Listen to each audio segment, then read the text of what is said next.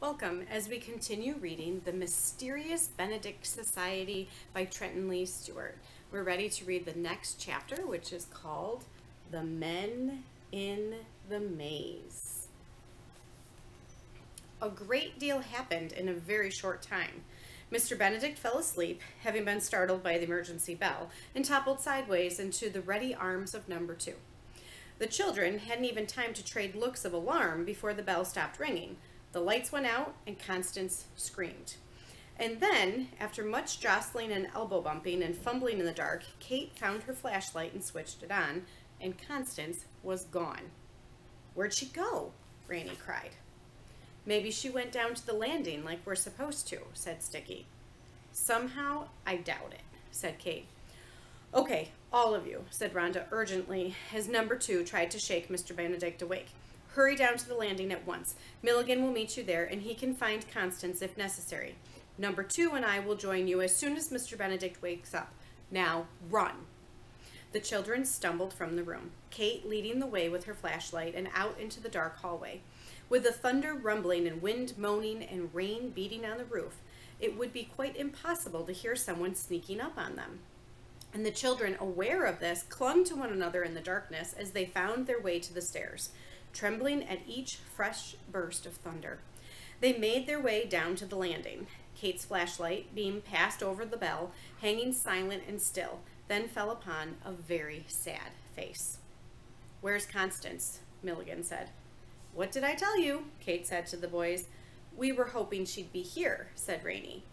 Milligan looked grim, even more so than usual. "She may have slipped past me in the dark. This complicates things. No time to take you to a safe place. If she's in the maze, we might lose her any second. But I can't leave you here alone. You'll have to come down with me." "Into the maze?" Sticky asked. "In the dark?" "There's no help for it. Now grab onto my jacket, Sticky, and you others grab onto him. Whatever you do, stay with me. And Kate, turn off your flashlight. It will only help them find you." "Them?" "Yes," Milligan said. "They've come for you. Now don't speak." None of the children spoke, though 2 of them gulped, and down into the maze they went. The lights were out here too. They no longer came on when you entered a room. It was perfectly black, and in this perfect blackness they moved, stalking from room to room, until Milligan suddenly froze. The children caught their breath. At first, Rainey saw nothing. Then, looking behind him, he glimpsed 2 flashlight beams passing through one of the other rooms. He squeezed Sticky's arm. Sticky squeezed back even harder. From the direction of the flashlights came a sudden cry of pain. It was Constance's voice, followed by a thudding sound, as if someone falling to the floor. A man's voice hissed, "I have her!" "Come," Milligan whispered, hurrying toward the lights. The children followed, holding fast to one another. It was awkward walking so quickly together in the dark, and though Kate moved with the grace of a cat, the boys stumbled trying to keep up. Perhaps they slowed Milligan's progress too much, for when they entered the room a few moments later, the flashlights were gone. The room lay black and still. It seemed quite empty except for a sharp, spicy fragrance that lingered in the air. "I smell your cologne," Milligan said, speaking into the darkness. "I hope you like it," said a man's voice. The flashlights snapped on behind them, casting their shadows onto the wall. "Now please turn around. Turn around very slowly. Let's all stay nice and calm." Milligan started to turn, but the terrified children, realizing they'd been tricked and not wanting to believe it, clutched at one another and did not move. "That's a little too slow," said the voice. "Come on now. Let's have a look at you. Don't worry, we won't shine the light in your eyes. I know that's uncomfortable." Milligan pressed the children's shoulders and slowly turned them toward the voice. The man had spoken the truth. The flashlights were pointed downward, and in the glow cast by their beams, Rainey could just make out who carried them. He didn't know what he had expected to see, but it wasn't this. 2 handsome men, one of them impressively tall, staring back at him with pleasant, welcoming expressions. The men wore tailored suits and large, expensive-looking silver watches, and over their suits they wore fine, long raincoats that dripped water onto the floor. Both smiled in an unexpectedly friendly way. In fact, their bright smiles, along with their elegant appearance, were for an instant so surprising and disarming that Rainey almost relaxed. Almost. But then his eyes fell on a lumpy canvas bag in the shadows behind them. Out of the bag poked one of Constance's tiny feet. "Did you really think we couldn't hear you coming?" asked the tall man. He spoke cheerfully, as if he and the children were sharing a joke. "Why, you're a herd of buffaloes. Now raise your hands above your heads, please." Rainey was frightened, but he couldn't see why they should obey. The men seemed to carry no weapons, but Milligan did as the man said. Obviously, he knew something Rainey didn't. And so with hearts galloping, Rainey and Kate let go of each other and raised their hands too. Sticky, however, had grown confused in his fright and would not let go of Milligan's jacket. "Please tell the bald boy to raise his hands," insisted the tall man. "It's all right, Sticky," said Milligan. "Do as he says, child. Come now, let go." At last, Sticky managed to release his grip. The moment he did so, and to the great surprise of everyone present, Milligan leapt toward an open doorway and vanished from the room. He had moved so quickly and so unexpectedly that no one had a moment to react before he was gone. The men looked at each other and burst out laughing. Rainey felt his mouth go dry. Sticky let out a whimper. "Some protector," laughed the shorter man. "I must say he did a fine job protecting himself. I've never seen anyone move so fast." The tall man chuckled. "Did he seem familiar to you at all?" "Now that you mention it, he did," said the other, scratching his head. "Though I can't place how. Anyway, let's get this over with." "What are you going to do with us?" Kate demanded, though her legs trembled and her voice was defiant. The tall man tucked his flashlight under his arm and held out both hands, palms forward, in what was meant to be a comforting gesture. "Now just stay calm," he soothed. Meanwhile, the shorter man was doing exactly the same thing, tucking away his flashlight and holding out his hands. It was then that Rainey noticed that the men's huge silver watches were identical, and that for some reason they each wore two, one watch on each wrist. "If you children stay nice and still," said the tall man, flashing a sympathetic smile, "I promise this won't hurt a bit." "Oh, come on, let's tell the truth for once," said the older, "just for kicks." The tall man rolled his eyes. "All right, the truth is that this will hurt. A lot. But if you hold still," he said, shaking his arms to clear the watches from his suit cuffs, "I promise it won't hurt long." Rainey felt Kate and Sticky stiffen beside him. They didn't know what was coming, but they knew it was going to be awful. The men started laughing again. Rainey heard an electrical hum. Abruptly, the laughter ceased. It was interrupted by two odd whistling sounds. Swit, swit, upon which the tall man closed his eyes, dropped his flashlight with a clatter, and sank to the floor. The other did exactly the same, slumping unconscious on top of his partner. The flashlights, rolling free, sent their bright beams willy-nilly about the room. One of the beams settled on the doorway behind the fallen men, where Milligan now stood holding a tranquilizer gun. He stepped over to pluck two tiny feather darts from the men's shoulders, saying as he did so, "Remember, children, for every exit, there is also an entrance." The dining room seemed an altogether different place now. The rain had let up, the drafts were gone, and bright sunlight streamed through the window. Yet the mood in the room was dark. On the table, the children's breakfast lay just as they had left it.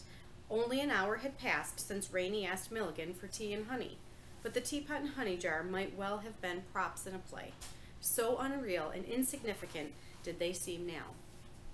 Everyone sat at the table except Constance, who was sitting on the floor. The men in the maze had given Constance quite a shock. An actual shock. delivered by way of wires that flicked like snakes' tongues from their watches, she'd said. And she remained somewhat addled. Her wispy blonde hair stuck out in all directions like a small child's drawing of a sun, and her eyes seemed to roam about independently of each other. Moments before, she had walked in a circle around her chair, attempting without success to sit in it, then dropped to her bottom on the floor, where she said she believed she would sit for the time being. Mr. Benedict was watching her with concern. "Are you sure she's all right, Rhonda? You examined her carefully?" Rhonda nodded. "She'll feel better soon." "Okay. Who were those men?" Kate blurted out. "Professional kidnappers," Mr. Benedict said. "Crafty fellows who work for the sender. You'll recall he uses children to send his messages." "So he captures them?" Kate said. "He has subtler methods, too. But some children, yes, he captures.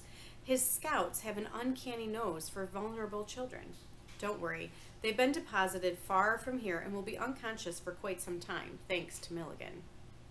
Number 2 clucked her tongue. If only Constance hadn't gone into the maze. "Constance, why on earth did you decide to go down there anyway?" "I didn't decide to," Constance snapped. "I was trying to go down to the landing like Mr. Benedict told us to." The boys looked at Kate, who acknowledged with a shrug that she'd been wrong. "But I tiptoed down one flight of steps too many. Then I heard someone behind me, so I went deeper into the maze to get away. But they found me," she said with a shiver. "They definitely found me." Number 2 patted her shoulder. "Don't worry, Connie. You're safe now." "Don't call me Connie," she said crossly. She rose unsteadily from the floor and made another attempt at the chair. This time she managed to climb into it. "I'm glad you're feeling better, Constance," said Mr. Benedict. "But won't those men come back?" Rainey asked. "It's possible," Mr. Benedict said, "which is why we must work quickly. As it is, I'm hoping we can avoid detection long enough to launch our investigation." "And if we can't?" said Constance, as if she rather expected failure. "If we can't, child, all is lost," Mr. Benedict cried. Instantly, he looked regretful. In a softer tone, he said, "I'm sorry to raise my voice. Failure in this instant is an upsetting prospect. No, please let me explain. These men intended to take you to a school called the Learning Institute for the Very Enlightened." "I've heard of that place," Rainey said. "Some kids from the orphanage wanted to go there, but Mr. Rutger said it was against policy and wouldn't allow it." Doubtless it was, at least against his policy. Aside from being the orphanage director, Mr. Rutger is headmaster of your academy, is he not? I believe he gets paid per student." "Even those with special tutors?" asked Rainey. Mr. Benedict gave him a significant look. Rainey was indignant. "So that's why he wouldn't send me to an advanced school. He wanted me on the academy's rolls, just out of greed." "It's possible he thought it was in your best interest," Mr. Benedict said. "Greed often helps people think of reasons they might not discover on their own. At any rate, it was in your best interest not to go. The Institute will admit any child, but it is particularly fond of orphans and runaways. In fact, as you can see, such children are sometimes taken to the Institute whether they wish to go or not." "The hidden messages are coming from the Institute, aren't they?" Rainey said. "I believe the school was created for that very purpose," said Mr. Benedict. "Every so often the sender must have new children, and the Institute receives a steady stream." "I can't believe the sender gets away with it," Sticky said. "He's very cunning, Sticky. The Institute is a highly secretive, well-guarded facility. Not the usual thing for a school, you know, yet it enjoys a wonderful reputation. The hidden messages have convinced everyone of the Institute's great virtue. There's an often repeated phrase in the hidden messages," Rhonda explained. "Dare not defy the Institute." Obviously, it's a kind of defense mechanism. "Thus, the Institute has completely escaped regulation," Mr. Benedict said. "It operates according to its own rules, without any interference."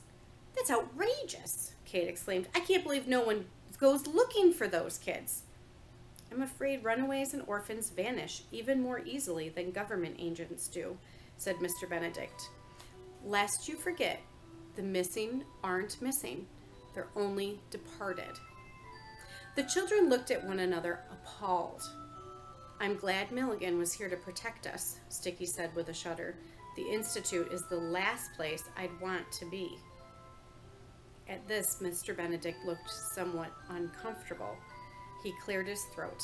"Yes, well, the Scouts won't carry you to the Institute against your will, it's true. But to the Institute you must certainly go. You are to be my secret agents." The next chapter for When You're Looking is called Codes and Histories. I'll see you for the next chapter.